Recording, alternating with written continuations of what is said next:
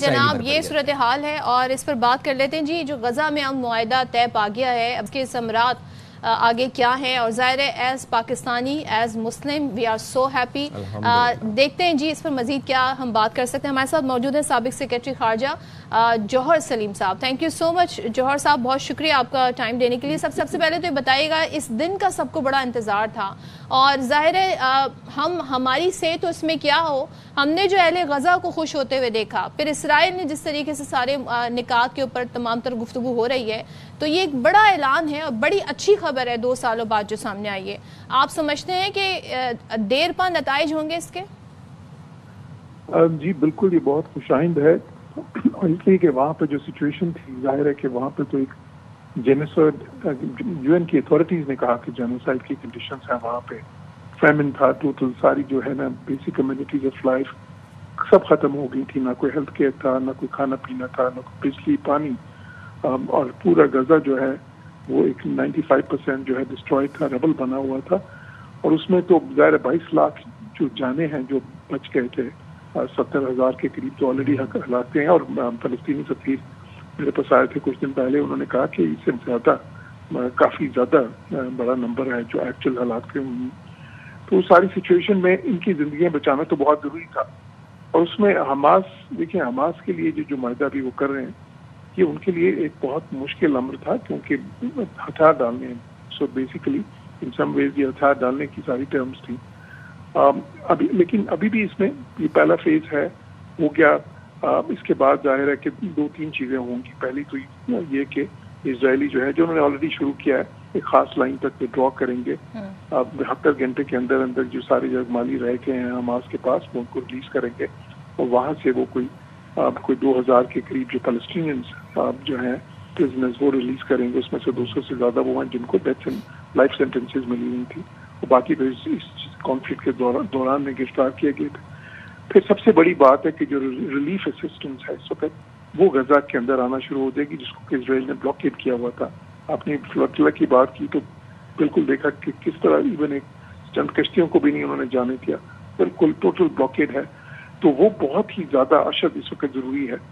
جو اس کے بعد کے فیزز ہیں وہ تھوڑے مشکل ہوں گے، کیونکہ اس میں جو ڈسارم کرنا ہے حماس کا، اور پھر جو باقی جو ان کی ہیں کہ اسرائیلی فوج کہاں پہ رہے گی، اور وہ بعد میں نصب و نسق جو ہے وہ کون سنبھالے گا سارا. اور وہاں پہ اسرائیلیز تو بالکل چاہتے ہیں کہ یہ اینڈ آف دا روڈ ہو بالکل حماس کے لیے. اس کے بعد ان کا کسی قسم کا بھی تعلق جو ہے آمداری میں غزہ کی نہ رہے آگے مستقبل میں کسی وقت بھی. تو ظاہر ہے اس میں کئی ایسے امور ہیں جس میں بعد میں بھی ٹینشنز ہو سکتی ہے. جس طرح پچھلی بار بھی جب ٹیمپرری سیز فائر ہوا تھا تو 6 ہفتے چلا تھا، لیکن اس کا سیکنڈ فیز جو ہے اگری نہیں ہوا تھا. تو اس بار خیر یہ فرق ہے کہ اس میں کیونکہ گارنٹی دی گئی ہیں، امریکہ گارنٹر ہے اور بہت سے عرب ملک بیچ میں جو ہیں وہ بھی انوالوڈ ہیں. تو اس میں اس چیز کے جو زیادہ ایک اچھا موقع ہے کہ شاید یہ جو ہے اس میں پرابلمز تو آئیں گی، چیلنجز بالکل آئیں گے. اس میں کئی بار آپ دیکھیں گے اسٹیلمیٹس بھی آئیں گے، لیکن امید ہے کہ یہ سارا پروسیس چلتا رہے گا. اچھا جوہر صاحب، یہ دیکھ رہے ہیں ہم کہ پیر یا منگل تک یرغمالیوں کی رہائی بھی کر دی جائے گی، اور ایسا ہم دیکھ رہے ہیں کہ اسرائیلی ترجمان نے بھی بات کہی. لیکن ہم یہ دیکھ رہے ہیں کہ تباہ حال فلسطین، خصوصاً اگر ہم غزہ کی بات کریں تو علاقہ جو ہے وہ اب کھنڈر بن چکا ہے، کانکریٹ ملبے کا ڈھیر بن چکا ہے. اب اس علاقے کی ریہاب کے لیے فوری طور پر بین الاقوامی دنیا کو کیا کردار ادا کرنا ہوگا؟ ڈونلڈ ٹرمپ یہ کہہ رہے ہیں کہ دنیا میں بہت امیر ممالک ہیں، دولت مند ممالک ہیں، اپنی دولت کا تھوڑا حصہ بھی اگر ڈالیں گے تو ہم غزہ کو دوبارہ سے ریہیبلیٹ، خود بھی بہت امیر ہے، ہاں غزہ کو دوبارہ ریبلڈ کر سکتے ہیں. وہ اپنا پیسہ تو خیر کبھی نہیں لگائیں گے، لیکن وہ جو ہے نا بالکل دیکھیں انہوں نے ایک بورڈ آف پیس اس میں بنا رہے ہیں. وہ جو بورڈ آف پیس ہے اس کی سربراہی وہ خود کریں گے. اس میں وہ ٹونی بلیئر کو بھی شامل کرنا چاہتے ہیں اور بھی اس میں جو ہے نا ممتاز لیڈران کو.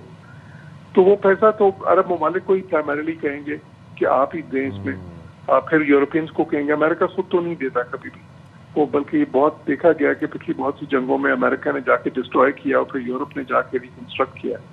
تو اس میں بھی فرق یہ ہے کہ اس میں زیادہ پیسہ عرب ملکوں سے آئے گا.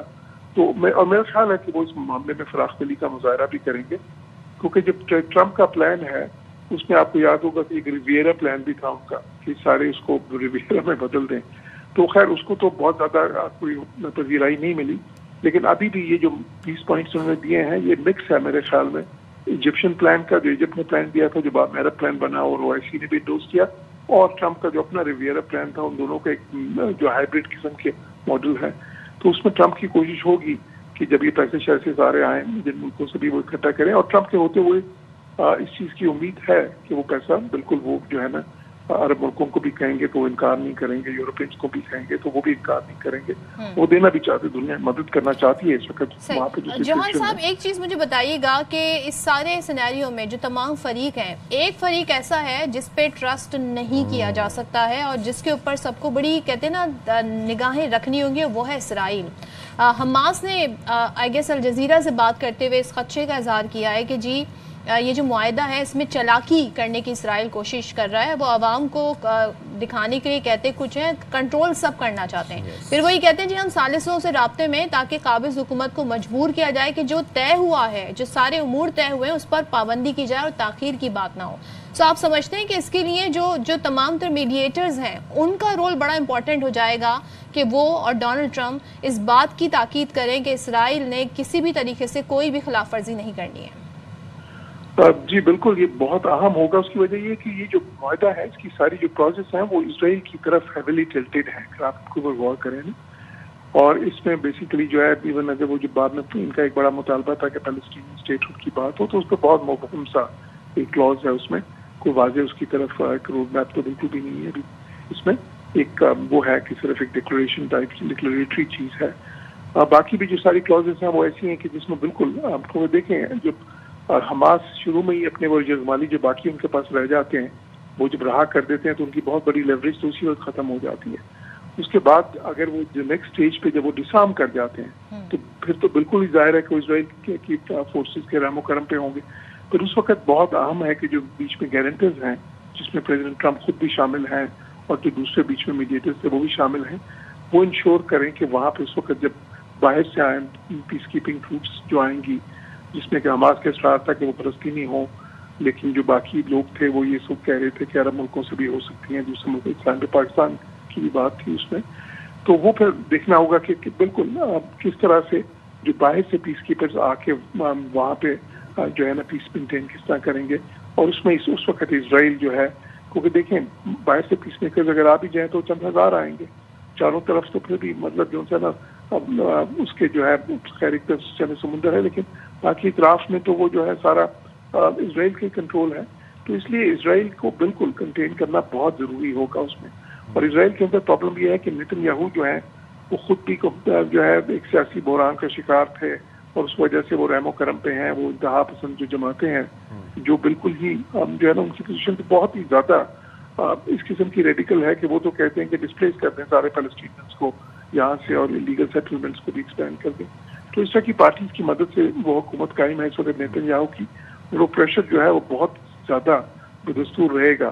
تو اس لیے اس میں بالکل چیلنجز بہت سے سامنے آئیں گے اور جو گارنٹرز کا اور میڈیٹرز کا رول ہے وہ بہت ہی اہم ہوگا. جوہر صاحب, بائی اینڈ لارج اگر ہم بات کریں 2 سال سے جاری اس بربریت میں اسرائیل نے اہل غزہ پہ جو ظلم ڈھائے, فلسطینیوں پہ جو ظلم ڈھائے, 70,000 سے زائد جانیں گئیں, پھر ہم نے دیکھا میل نیوٹریشن تھی, اسٹارویشن تھی, فیمن وہاں پر باقاعدہ وار ویپن بنا کے استعمال کیا گیا. آج ہم دیکھ رہے ہیں کہ ہم امن کے بہت قریب ہیں اور ایک خوشی کا دن ہے, بہت بڑا دن ہے. سینیٹر مشتاق صاحب جو کہ پاکستان کی ریپرزنٹیشن کرتے ہوئے اسموتھ فلوٹیلا پر سوار ہوئے, اپنی جان پر کھیل کر وہاں غزہ ایڈ پہنچا رہے تھے, ان کو قبضے میں لے لیا, تحویل میں لے لیا گیا. آج کل وہ واپس آئے ہیں, نہ ڈر تھے, حوصلے بلند تھے, پرعزم تھے. کیا کہیں گے ان کے اس حوصلے کے بارے میں؟